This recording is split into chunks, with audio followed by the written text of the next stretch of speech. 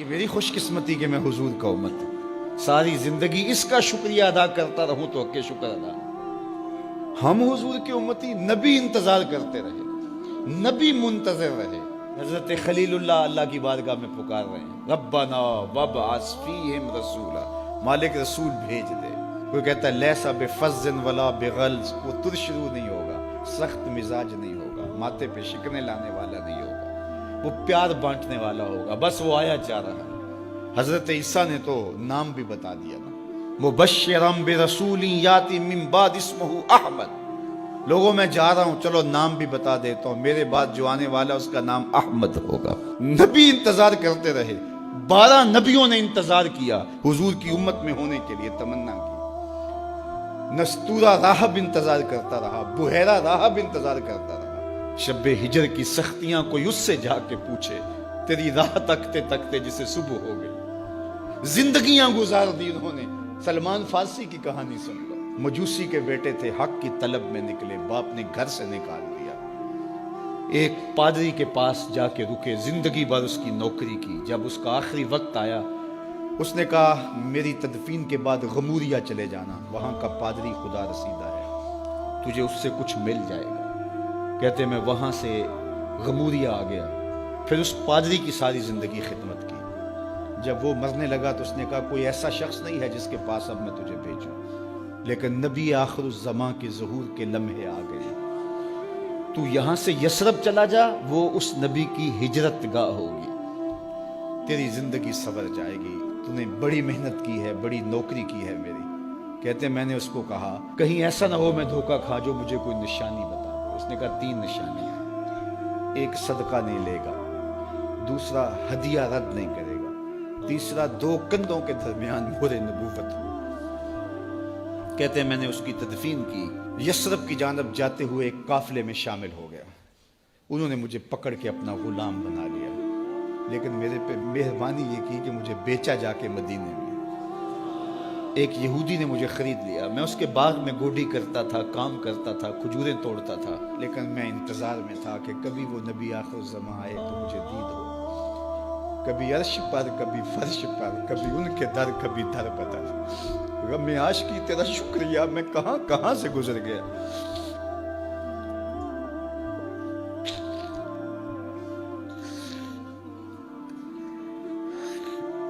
کہتے ہیں ایک دن میں اپنے باغ میں کھجوریں توڑ رہا تھا کہ ہواؤں میں مستی پیدا ہو گئی اور ہر سمت سے طلع البدر علینا کی صدائیں گونجنے لگیں۔ میں سمجھ گیا کہ وہ لمحے آ گئے، میں نے چھلانگ لگا دی اور دوڑ پڑا۔ میرے آقا نے سمجھا شاید غلام بھاگ گیا، اس نے دوڑ کے مجھے پکڑ لیا۔ میں نے اس کو کہا کہ میں نوکر تیرا ہی ہوں، لیکن دل نوکر کسی اور کا ہے، میں بھاگوں گا نہیں، مجھے جانے دے۔ میں کچھ کھجوریں لے گیا تھا صدقے کی نیت سے، جا کے حضور کو پیش کی۔ آقا کریم نے فرمایا ہم نبی صدقہ نہیں لیتے۔ کہتے ہیں نشانی ایک پوری ہو گئی، کہتے ہیں کہ میں کچھ دنوں کے بعد اور کھجوریں لے گیا اور میری نیت ہدیہ کی تھی، میں نے پیش کی، حضور نے قبول فرما لی۔ لیکن میں بھی کہتا تھا تیسری نشانی بھی پوری ہو لے تو پھر مانوں گا، اور وہ کیا تھی؟ 2 کندھوں کے درمیان مہر نبوت۔ کہتے ہیں ایک دن حضور میرے باغ میں آئے اور آقا کریم نے اپنے مبارک کندھے پہ چادر رکھی ہوئی تھی اور چادر کی اوٹ میں مہر نبوت چھپی ہوئی تھی، اور میں پیچھے ہو کے دیکھتا تھا، اور میری آرزو یہ تھی کہ کوئی تیز جھونکا ہوا کا آئے اور چادر ہٹ جائے اور میں مہر نبوت کی زیارت کر لوں۔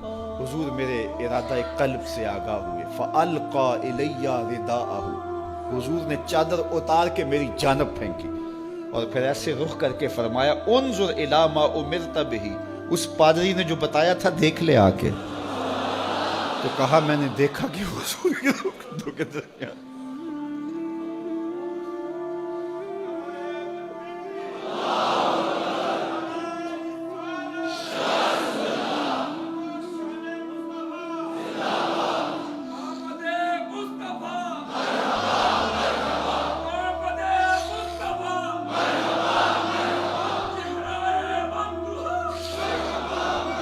شب ہجر کی سختیاں کوئی اس سے جا کے پوچھے، تیری راہ تکتے تکتے جسے صبح ہو گئی۔ ہم نے تو کوئی انتظار نہیں کیا نا، ہم نے تو کوئی دکھ نہیں سہا، ہم سوئے تھے مقدر جاگ اٹھے، ہمارے والد مسجد سے مولوی صاحب کو بلا لائے، انہوں نے کان میں آ کے کہا مبارک ہو تو حضور کا نوکر بن کے آ رہا۔ میرے والد گرامی ایک شعر جھوم کے پڑھا کرتے تھے، محمد جانے جانا ہے پیغمبر ہو تو ایسا ہو، رسولوں کی بشارت سے مبشر ہو تو ایسا ہو، امر توقیر کا سب کو موقر ہو تو ایسا ہو، کیا ہم کو غلام ان کا مقدر ہو تو ایسا ہو۔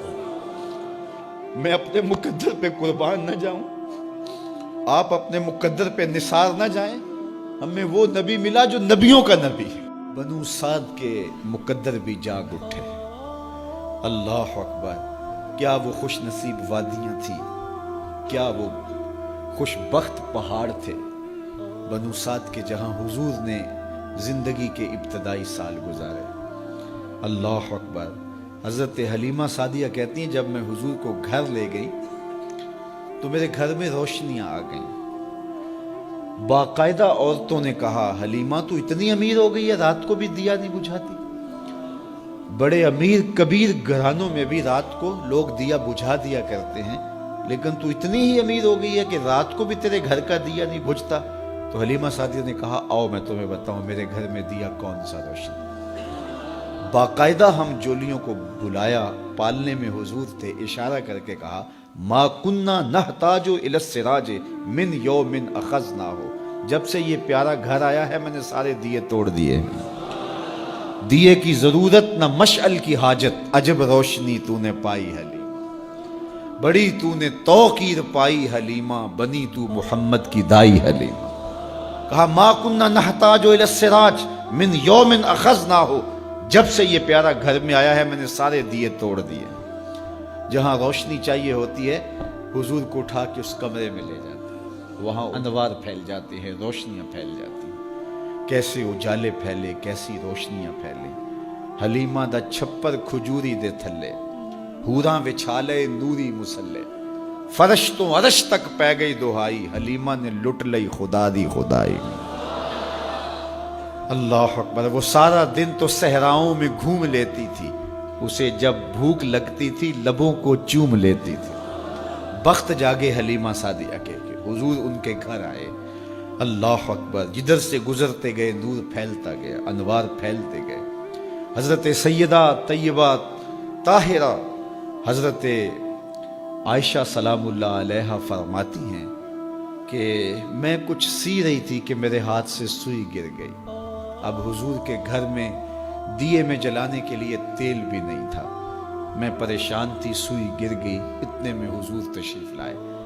حضور مسکرائے، کہتی ہیں میں نے گمی ہوئی سوئی تلاش کر لی۔ اللہ اکبر۔ تو یہ روشنی تھی، یہ انوار تھے۔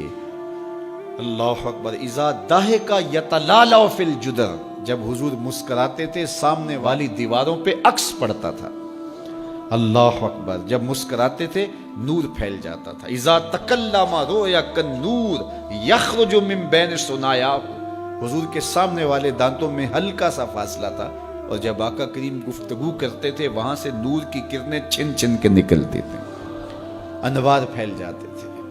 ایسا نوری ماحول، ایسا نورانی چہرہ۔ حضرت ابو ہریرہ بولے کل قمر لیلۃ البدر لم ارى قبلہ ولا بعدہ مثلہ، کیا پوچھتے ہو، 14ویں رات کا چمکتا ہوا چاند تھے میرے حضور۔ پھر کہا نہیں نہیں نہیں، حضور جیسا نہ پہلے دیکھا نہ بعد میں دیکھا۔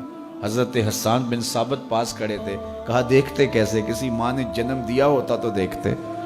خدا نے وہ سچائی پن چھڑیا جدے وچ محمد نو ٹالیا سی، حسینہ جمیلہ دا منہ موڑ دیتا، محمد بنا کے قلم توڑ دیتا۔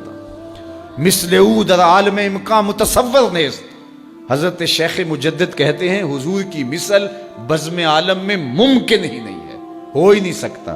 اور اقبال کا لہجہ بھی دیکھیے، رخ مصطفیٰ ہے وہ آئینہ کہ اب اس سا دوسرا آئینہ، نہ کسی کی بزم خیال میں نہ دکان آئینہ ساز میں۔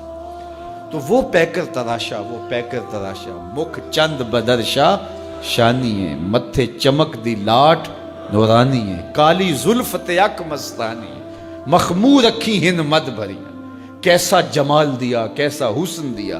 اچھا بریلی کے امام سے بھی پوچھ لیجئے، اللہ اکبر۔ بل بل نے گل ان کو کہا، کمری نے سروے جاں فضا، بلبل کی منتہائے پرواز تو یہی ہے نا، کسی کو پھول کہتے. بلبل نے گل ان کو کہا، کمری نے سروے جاں فضا، حیرت نے جھنجھلا کر کہا یہ بھی نہیں وہ بھی نہیں. خورشید تھا کس زور پر، کیا بھر کے چمکا تھا قمر، بے پردہ جب وہ رخ ہوا یہ بھی نہیں وہ بھی نہیں. وہ حسن دیا وہ جمال دیا اللہ نے اپنے